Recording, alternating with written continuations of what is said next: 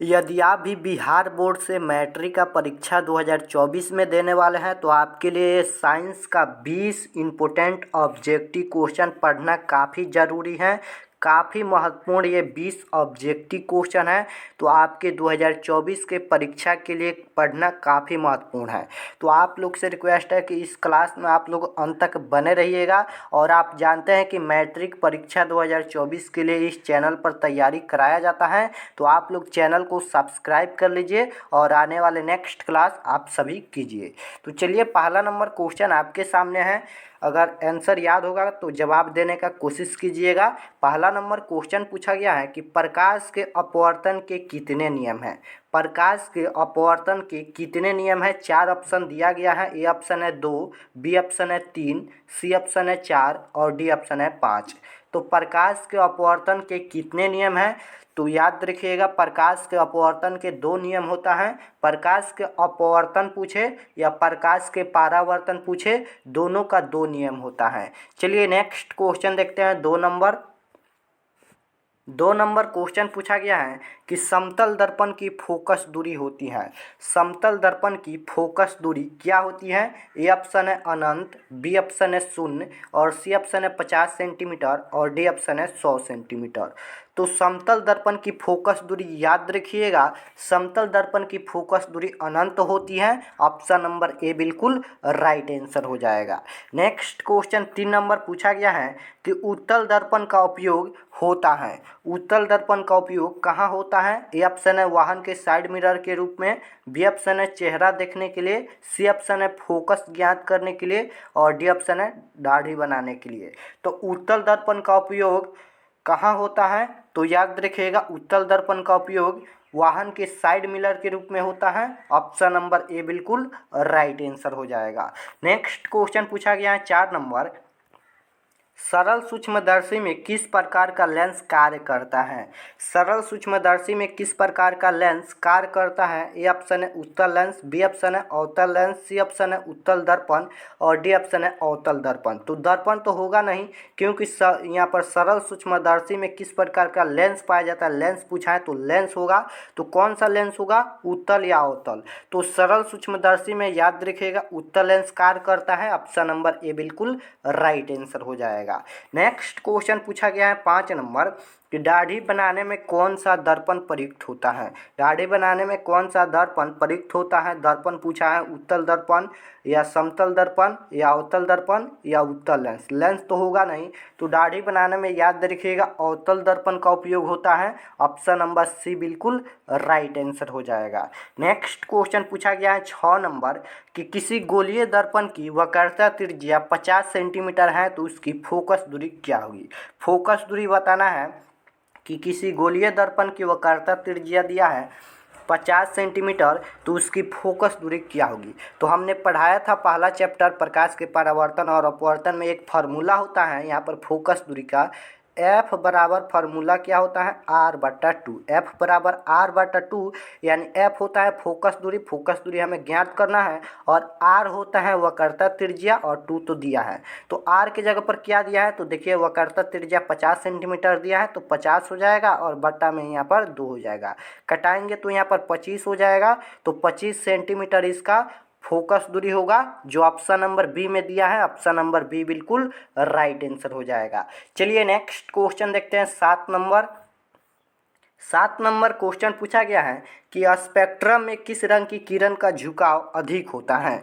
Spectrum में किस रंग का किरण का झुकाव अधिक होता है? ए ऑप्शन है लाल, बी ऑप्शन है हरा, सी ऑप्शन है पीला, डी ऑप्शन है बैगनी। तो स्पेक्ट्रम में किस रंग का किरण का झुकाव अधिक होता है? तो स्पेक्ट्रम पूछा गया है तो याद रखिएगा बैगनी का अधिक होता है। ऑप्शन नंबर डी बिल्कुल राइट आंसर हो जाएगा।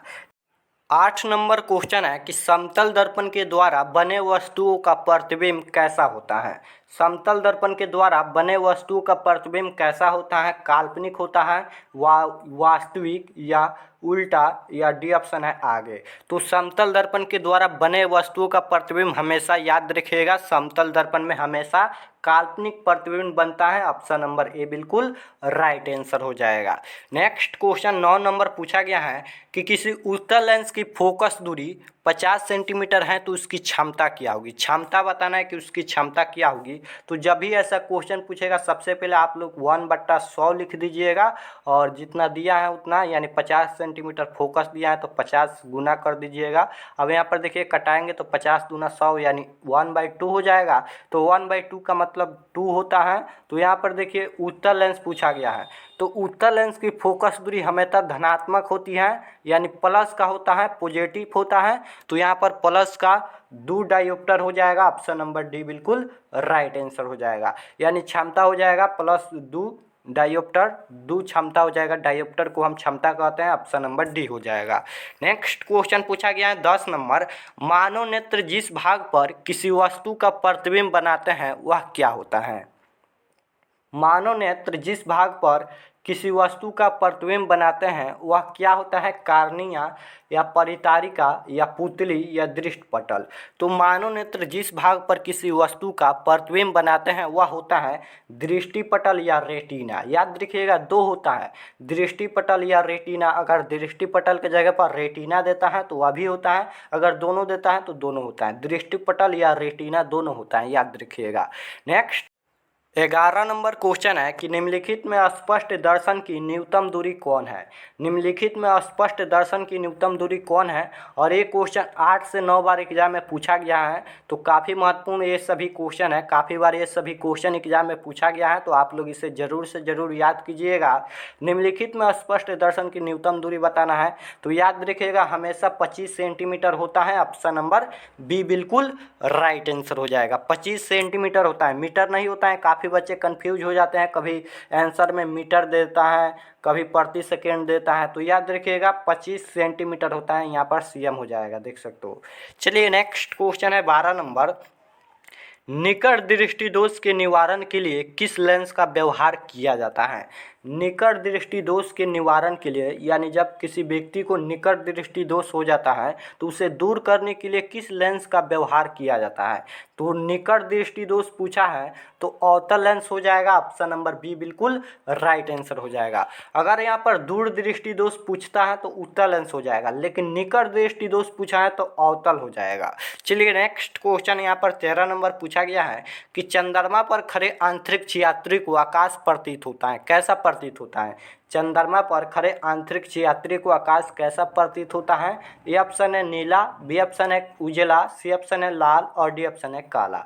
तो चंद्रमा पर खड़े अंतरिक्ष यात्री को आकाश कैसा प्रतीत होता है, तो हमेशा काला प्रतीत होता है। ऑप्शन नंबर डी बिल्कुल राइट आंसर हो जाएगा, क्योंकि वहाँ पर कोई वायुमंडल नहीं होता है, इसलिए काला प्रतीत होता है। नेक्स्ट क्वेश्चन 14 नंबर पूछा गया है कि विद्युत हीटर विद्युत धारा के किस प्रभाव पर कार्य करती है। विद्युत हीटर विद्युत धारा के किस प्रभाव पर कार्य करती हैं, तो याद रखिएगा हमेशा उसमें प्रभाव पर। ऑप्शन नंबर ए बिल्कुल राइट आंसर हो जाएगा। नेक्स्ट क्वेश्चन पूछा गया है कि परिपथ में विद्युत धारा की माप किससे की जाती है। परिपथ में विद्युत धारा की माप किससे की जाती है, वोल्टमीटर या एमीटर या गैल्वेनोमीटर या डी ऑप्शन है इनमें से कोई नहीं। तो परिपथ में विद्युत धारा की माप किससे की जाती है, तो एमीटर से। ऑप्शन नंबर बी बिल्कुल राइट आंसर हो जाएगा। नेक्स्ट क्वेश्चन पूछा गया है 16 नंबर कि विभव और विभवांतर का एसआई मात्रक क्या होता है। विभव और विभवांतर का एसआई मात्रक क्या होता है, वोल्ट या एम्पियर या ओम या वाट। तो याद रखिएगा विभव और विभवांतर का एसआई मात्रक वोल्ट होता है। ऑप्शन नंबर ए बिल्कुल राइट आंसर हो जाएगा। नेक्स्ट क्वेश्चन पूछा गया है कि आवेश का एसआई मात्रक क्या है। आवेश का एसआई मात्रक क्या होता है, वोल्ट होता है या जूल या ओम या कूलाम। तो आवेश का एसआई मात्रक कूलाम होता है। ऑप्शन नंबर डी बिल्कुल राइट आंसर हो जाएगा। चलिए नेक्स्ट क्वेश्चन है 18 नंबर कि खिलौना में किस सेल का उपयोग होता है। खिलौना में किस सेल का उपयोग होता है, सूखा सेल या सौर सेल या डेनियल सेल या इनमें से कोई नहीं। तो खिलौना में सूखा सेल का उपयोग होता है। ऑप्शन नंबर ए बिल्कुल राइट आंसर हो जाएगा। चलिए नेक्स्ट क्वेश्चन देखते हैं 19 नंबर, 19 नंबर क्वेश्चन पूछा गया है, नाभिकीय ऊर्जा प्राप्त करने हेतु आवश्यक है। नाभिकीय ऊर्जा प्राप्त करने हेतु क्या आवश्यक है? हीलियम या क्रोमियम या यूरेनियम या एल्युमिनियम। तो नाभिकीय ऊर्जा प्राप्त करने हेतु यूरेनियम आवश्यक है। ऑप्शन नंबर सी बिल्कुल राइट आंसर हो जाएगा। चलिए next question, last question 20 number देखते हैं।